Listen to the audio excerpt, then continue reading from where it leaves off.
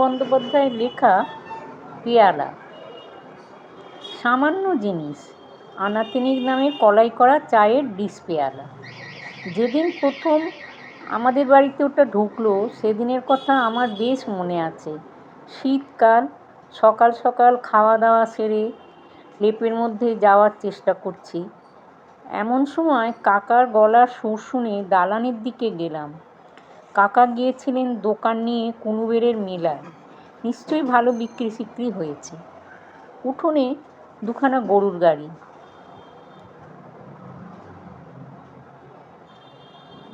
কৃষাণ হারুমাইতি একটা লেপ তোষকের বান্ডিল নামাচ্ছে, একটা নতুন ধামায় একরাশ সংসারের জিনিস, বেলুন, বেড়ি, খুন্তি, ঝাঁঝরি, হাতা, খানকতক নতুন মাদুর, গোটা দুই কাঁঠাল কাঠের নতুন জলচৌকি, এক বোঝা পালং শাকের গোড়া, 2 ভাঁড় খেজুরের গুড়, আরও সব কী কী।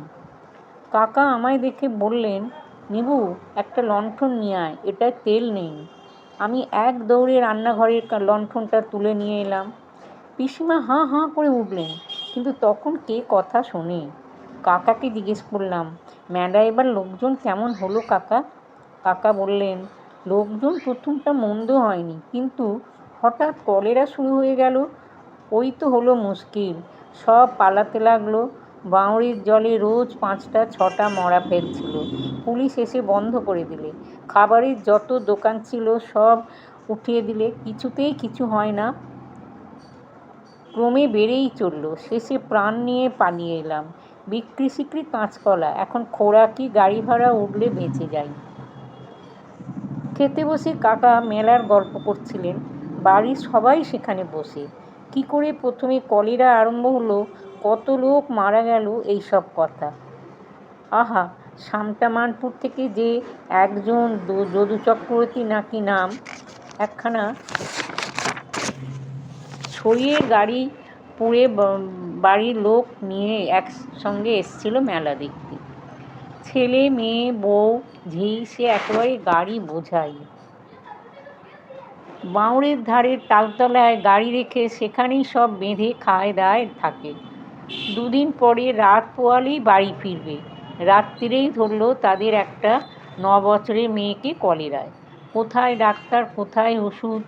সকাল 10টায় সেটা গেল তো ধরল তার মাকে। রাত 8টায় মারা গেল মা, তো ধরল বড় ছেলের বউকে। তখন এদিকেও রোগ ঝেঁকে বসেছে, কে কাকে দেখে। তারপর সে যা কাণ্ড, এক একটা করে মরে, আর পাশেই বাঁওড়ের জলে ফেলে অর্ধেক গাড়ি খালি হয়ে গেল। ব্রাহ্মণের যা সর্বনাশ ঘটল আমাদের চোখের সামনেই। কাকা ভুসিমালের ব্যবসা করেন। প্রায় 40 মণ সোনামুখ মেলায় বিক্রির জন্য নিয়ে গিয়েছিলেন। মণ 12 না 13 কাটাতে পেরেছিলেন। বাকি গরুর গাড়িতেই ফিরে এসেছে। কাল সকাল নাগাদ পৌঁছবে। গাড়িতে আছে আমাদের আড়তের সর্দার হরিবিলাস মান্না।